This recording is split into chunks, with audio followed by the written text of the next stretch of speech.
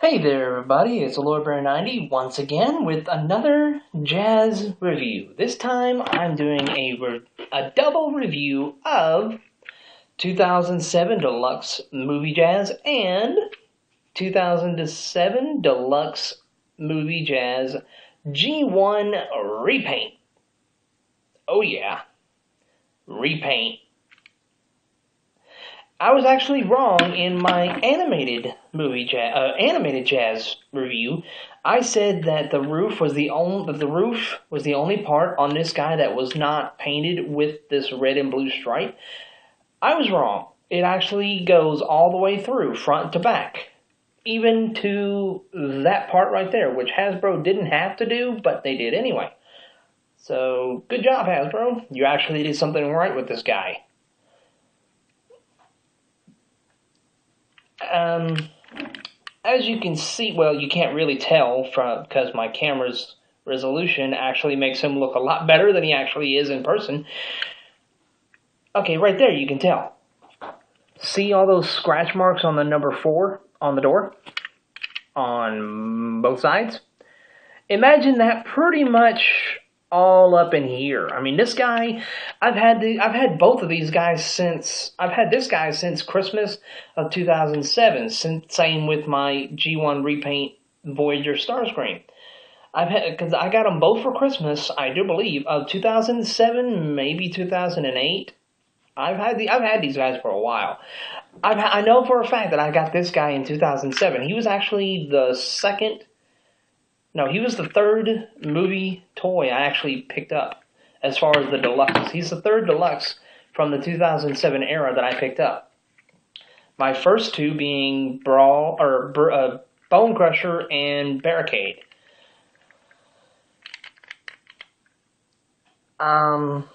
This guy doesn't have his weapon. I lost it for some reason. This one, he's got his. His Thor is right there on his spoiler. Why, I don't know. I mean, if you angle it right, the end of the weapon is pretty much pointing into the car, as you can plainly see. But if you tilt it back a little bit, it actually shoots straight. It's silly to have such a big, giant, friggin' cannon-like thing stored onto the vehicle mode like that. But it's the only place at the time that they could figure out to store these things. Then again, look at the wreckers in the last live-action movie. They had guns galore all over their vehicle. And they were NASCAR vehicles. They were Scottish / redneck / NASCAR cars that had guns. They had guns here, up here,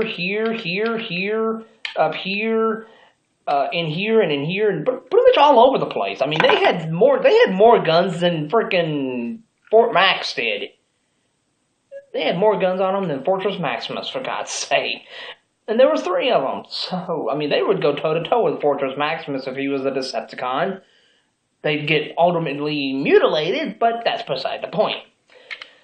Anyway, the main difference that you can obviously tell from these two guys, from these two versions of Jazz, is their paint scheme. And for some reason, one looks larger than the other. There we go. I have them slightly one is risen slightly higher than the other. I'm trying to hold them with one hand without dropping the other.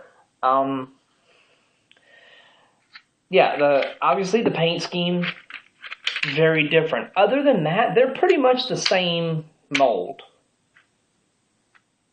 That's really the paint is literally the only difference between these two. I'm going to, off camera, transform both of these guys. Before I saw the first live-action movie, I had never heard of the character Jazz.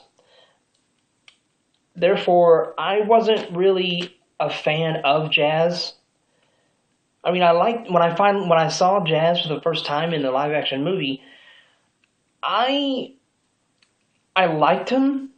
but because of his unbelievably short screen time, I couldn't really see myself becoming really much of a Jazz fan. And to this day, I'm not that big of a fan of Jazz, despite the fact that I pretty much now have three of them, being these two guys and the animated version. I mean, I'm not a huge fan, but I can say that I'm a fan of Jazz enough to the point that I'm willing to get the G1 version at some point, whether it's the vintage one or somehow an encore version, as long as it's not the Hasbro commemorative version, because apparently his gun is just straight up black. It's not chrome. I want a chrome gun. I mean, come on, it's G1. I mean, why not get chrome? I mean, chrome just makes everything so much better. I mean, as a matter of fact, the only thing that they could have made these wheels to be better was add chrome. I mean, that's the only thing that they would have done these guys much better for. And I said I would be kind of transforming these guys off camera, but you're pretty much watching me transform these guys while I'm boring you to death with my talking. I have been told that I'm extremely annoying by several people that I know, personally and over the internet. The Decepticon, if you're watching this, I hope you're enjoying this. I know that I think you're subscribed to me, but I'm not really sure. Since the internet is down, I don't get much of a chance to look at the internet very much. I don't get a chance to really look at my YouTube that much. I can access YouTube here on my phone, but it won't let me see who is subscribed to me for some reason. I can look at the people I'm subscribed to, but it won't show me my subscribers, which kind of sucks. I can't even access my my inbox to see if anybody's messaged me or not. Like I said, that kind of sucks. The only way I could do that is if I went online on a computer. But yeah. Again, the only differences between these two is the paint schemes. This one has a more movie color, because that's the color he took when he was in the movie. I mean, obviously, he didn't have this gigantic... Neither of these guys are supposed to really have a backpack on them. But with figures this size and the way they have to transform, you gotta put the backpack somewhere. I mean, the car parts have to go somewhere. And again, that's understandable. Anyway, but like I said, both of these guys have great light piping. I mean, as you can see, this guy, you can see his eyes are shining brighter than the Fall of Cybertron Thundercracker. I mean, the Fall of Cybertron Thundercracker, his light piping is astonishing. Any angle you hold this guy, as long as you're under a light of some sort, his eyes are going to glow, and they are freaky. He's going to be my next review. This guy, he has the exact same light piping.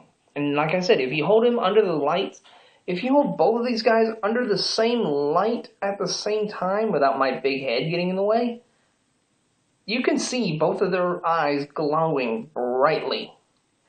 They both have the visored look, which is a very G1 style.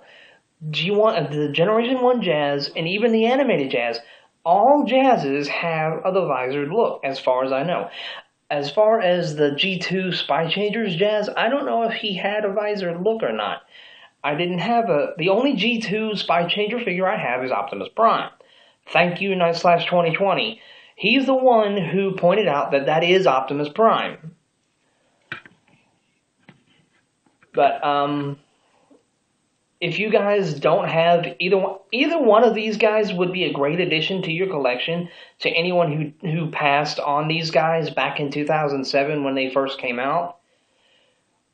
But if you guys passed on these back in 2007 and are kind of regretting it now, go on Big Bad Toy Store, go on eBay, Amazon, any website that you can, and pick up either this version, or I really recommend this guy, because he is basically the updated Generation 1 version of the Generation 1 character because of his paint scheme. I wish he had this paint scheme in the movie, Sadly, he had this paint scheme, and he only lasted maybe 10 minutes in the movie, more or less. He had the least amount of screen time. That's basically it, because he got killed by Megatron. Literally, Megatron took him by the by the chest, by the legs, and pretty much ripped him in half. Poor guy couldn't stand a chance. But he was brave enough to take on Megatron, despite the fact that he's the size of Megatron's foot. I mean, seriously. This is roughly how tall Jazz was in the movie. That's how big Megatron's foot was. Megatron's foot was all the way around him. Seriously. That gives you an idea how big Megatron actually was compared to a car. But that's been my review of the 2007 movie Jazz. Sorry if you guys my arm got in the way. But anyway, if you guys don't have these figures in your collection, look them up on Big Bad Toy Store, eBay, Amazon, any website that you can that you can find these guys for a very cheap price. Pick them up. They're a great addition to your they're a great addition to your collection. They definitely have been a great addition to mine, and I don't regret having them. My next review is going to be the Fall of Cybertron Thundercracker. So, yeah, that's pretty much all I gotta say for now. So, Lord Brad 90, signing off for now.